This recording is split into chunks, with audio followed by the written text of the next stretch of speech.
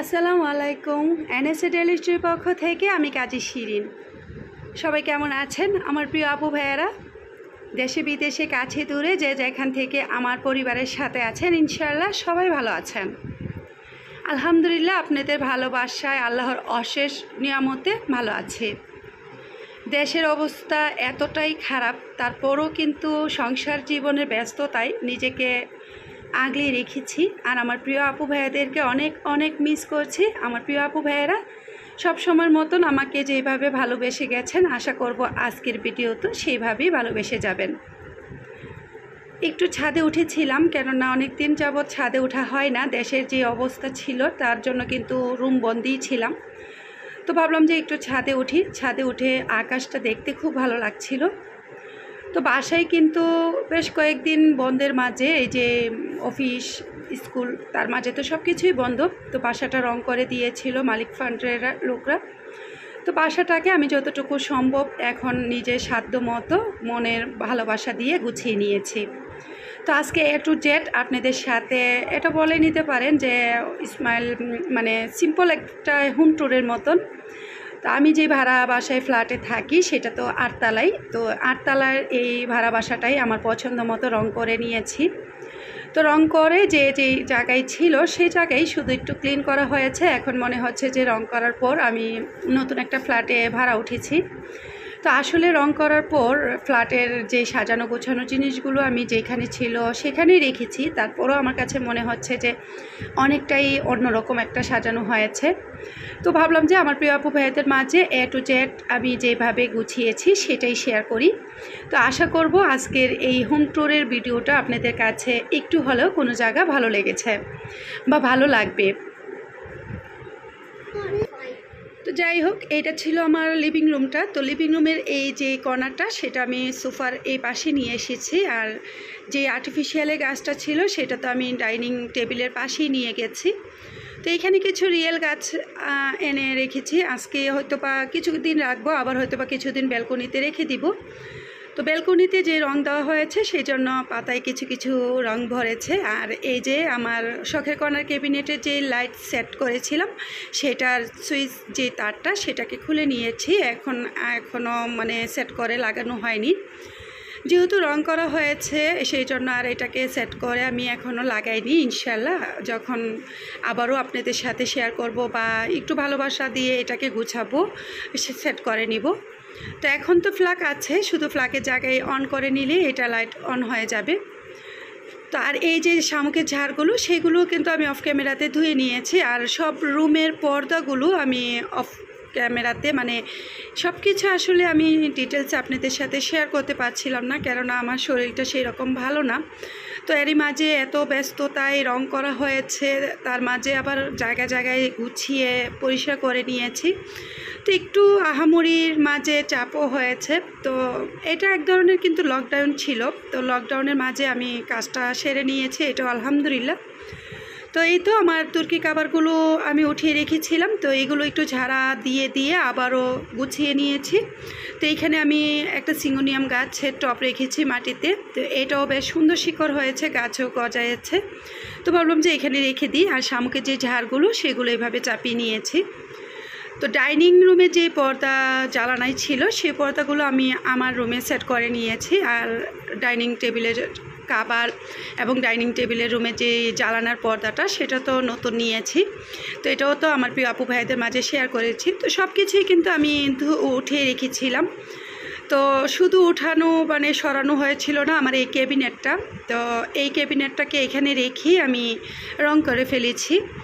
তো এটাকেও আমি একটু ক্লিন করেছি, যে যে জায়গায় একটু একটু রং ভরেছে সেই জায়গায় কিন্তু যেই সময় রং করে নিয়েছে সেই সময় ক্লিন করা হয়ে গেছে।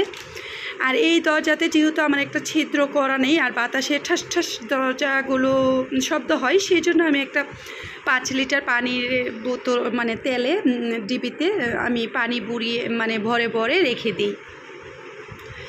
যদি ময়লা হয়ে যায় তখন আমি ডিবিটা ফেলে দিই, আবার নতুন ডিবি খালি হয়ে গেলে সেটাতেই রেখে দিই। তো আমার রুমটাও কিন্তু এই লিভিং রুম এবং ডাইনিং রুমের কালারই দিয়েছে, তার মাঝে একটু অফ হোয়াইট হয়ে গেছে হালকা। তো যাই হোক, আপনাদের ভাই বলেছিল যে সাদাটাই ভালো ছিল। তো আমি বলেছি না, সাদাটা এমনিতেই অনেক ময়লা হয়ে যায়। আর আমার এই রুমের খাটটা যেহেতু পশ্চিমে পা পড়ে যায়, সেই জন্য আমরা কিন্তু ওই দিক দিয়েই ঘুমানো হয়। তো মাথা যেদিকে রাখা হয় সেদিকেই কিন্তু বেশিরভাগ ক্ষেত্রেই এসে বসা যাওয়া হয়ে যায়, ঝেলান দেওয়া হয়ে যায়, তো ওয়ালটা নষ্ট হয়ে যায়। তো ভাবলাম যে এইভাবেই রাখি।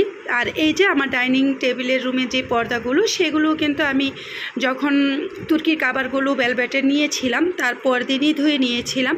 তো এগুলো আয়রন করে আমি ব্যাগে রেখে দিয়েছিলাম। তো রং করার পর আমি এগুলোকে সেট করে নিয়েছি। আর 3টা বেলকনি তো বলেই নিয়েছিলাম যে একই কালার করেছে, কেননা প্লাস্টার কালার, সেই জন্য প্লাস্টারটার অফ করে অন্য কালার দেওয়া হয়নি। তো যাই হোক, আমি কিন্তু ওয়ালের টিভি এটা শুধু খুলে রং করেছিলাম, আর লিভিং রুমের যে টিভিটা সেটা আর খোলা হয়নি। তো সব কিছুই টুকিটাকি খুলে নিয়েছি। আর এই রুমে যে 3 পার্টের আমার আলমিরাটা আছে সেটাকেও সরানো হয়নি, কেননা সেটা সরানো হলে পার্টগুলো হয়তো বা খুলে যাবে, তো সেই জন্য আর ওইটা লাড়ালাড়ি না করেই রং করে নিয়েছি। তো কিছু কিছু জিনিস আমি সরিয়েছি। আর আমার ফুল বাসার এই আলমারিটা আর সেগুন কাঠের বানানো যে ওয়াল শোকেসটা, সাথে শখের ক্যাবিনেটটা, এই 3টা জিনিসই আমি বেশি সরানো হয়নি। আর অন্যান্য জিনিসগুলো চেষ্টা করেছি সরিয়ে ক্লিন করে রং করার জন্য, কেননা খাটগুলো যখন আমি এই বাসায় আসি তখনই কিন্তু মানে বিছানো হয়েছিল, সেজন্য অনেক ময়লাই কিন্তু ছিল। তো সেই জন্য এইগুলো ছড়িয়ে আমার কিন্তু পরিষ্কার করতে অনেক কষ্ট হয়েছে। তো এই ছিল আমার ডাইনিং রুমটা, সেটাও আপনাদের সাথে দেখাবো A to Z। এখন চলে এসেছি মেয়েদের রুমে। তো মেয়েদের রুমেও কিন্তু গোলাপি কালার করা হয়েছে, আর যে আরেকটা রুম আছে সেটাতেও কিন্তু গোলাপি কালার করা হয়েছে।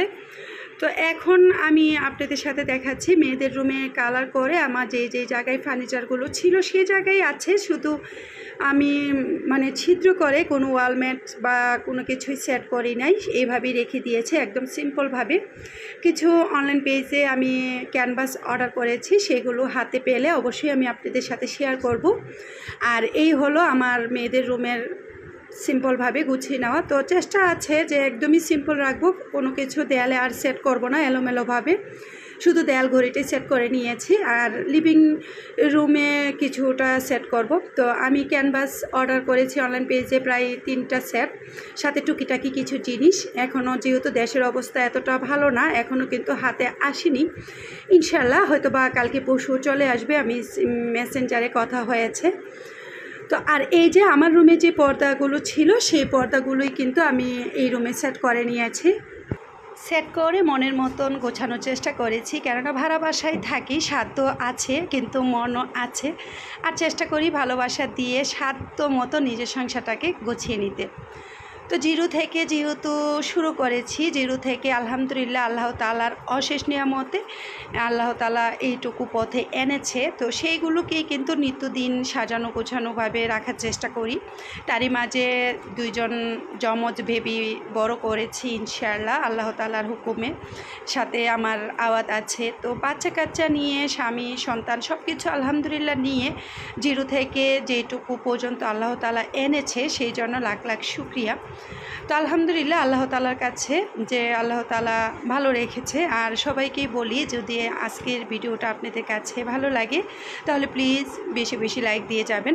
তো আমার হোম ট্যুরটা আসলে আমি চেয়েছিলাম যে একটু সাজিয়ে গুছিয়ে দিয়ে মানে অর্গানাইজ করে আপনাদের সাথে শেয়ার করতে। তো গতদিন ভাবলাম যে না, এভাবে দেওয়ার প্রয়োজন নেই, আমার সাধ্যমতো যেইটুকু আছে সেইটুকুকে যদি আমি একটু গুছিয়ে আমার প্রিয় আপু ভাইয়াদের মাঝে শেয়ার করি তাহলে হয়তো বা আমার প্রিয় আপু ভাইয়াদের ভালো লাগবে। কেননা ভাড়া বাসায় থাকি আর নিজের সাধ্য মতোই যেটুকু সংসার জীবনে শুরু করেছি বা হচ্ছে সেইগুলো দিয়ে যদি আমার প্রিয় আপু ভাইয়ারা আমাকে এতটা ভালোবাসছে, তাহলে আমি সেগুলোকে একটু গুছিয়ে দেখালে বা একটু গুছিয়ে আপুদের সাথে ভিডিও আপলোড করলে তাহলে কি খারাপ হবে কেন, ভালো হবে। কেননা আমার প্রিয় আপু ভাইয়েরা আমাকে সবসময় ভালোবাসে, সাপোর্ট করে।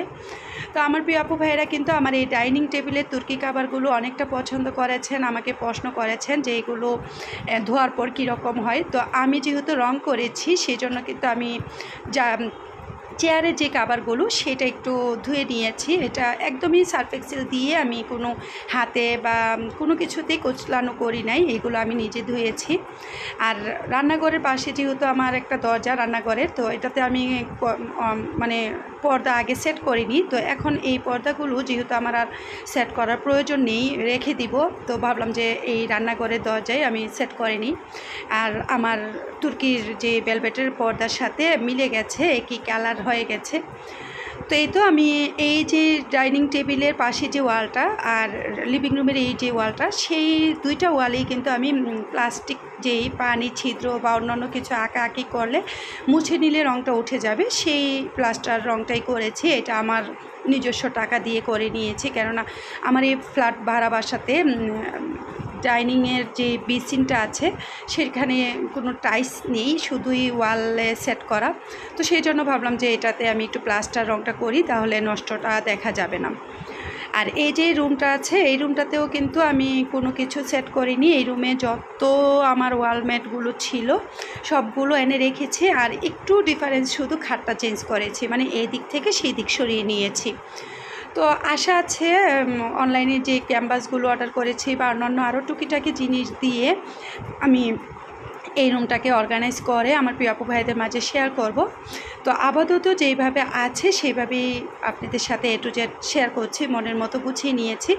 আর এই যে পর্দাগুলো ছিল মেয়েদের রুমে, সেইগুলো ভাবলাম যে এই রুমে সেট করে নিই। আর মেয়েদের রুমে যে পর্দাগুলো আছে সেইগুলোকে আমি আমার আলমারিতে রেখে দিব। তো স্টিল আলমারিটা আর ওটুপির আলমারিটা একটু এই সাইডে নিয়ে এসেছি, আর খাটটা ওই পাশে রেখে, যাতে আলো বাতাস আর যেই বাতাসটা এখন পাই সেই বাতাসটা খুব সুন্দর লাগে। খাটে শোয়া মুহূর্তেই সুন্দর শিশির একটা বাতাস আসে। তো এখন থেকেই চেষ্টা করব এইভাবেই খাটটা রেখে দিব আর অর্গানাইজ করে আপনাদের সাথে শেয়ার করব। আর এইদিকে রেখে দিয়েছে আমার রুমের যত টুকিটাকি ওয়ালমেট বা অন্যান্য পর্দা আছে টুকিটাকি অ্যাভারেজ, মানে যেগুলো আছে সেগুলো, যেগুলো ব্যবহার করি নাই এখনও, সেগুলোই রেখে দিয়েছে। তো এখনও বলতে এই রুমটাকে এখন আমি কিছু করি নাই, তো ইনশাল্লাহ করব। আর পাশে বলতে মানে কোনো কিছুতেই কিন্তু ওয়ালে সেট করি নাই, তো এইভাবেই আছে। দেখা যাক আপনাদের কাছে কেমন লাগে। তো এইভাবেই রেখে আপনাদের সাথে শেয়ার করেছি।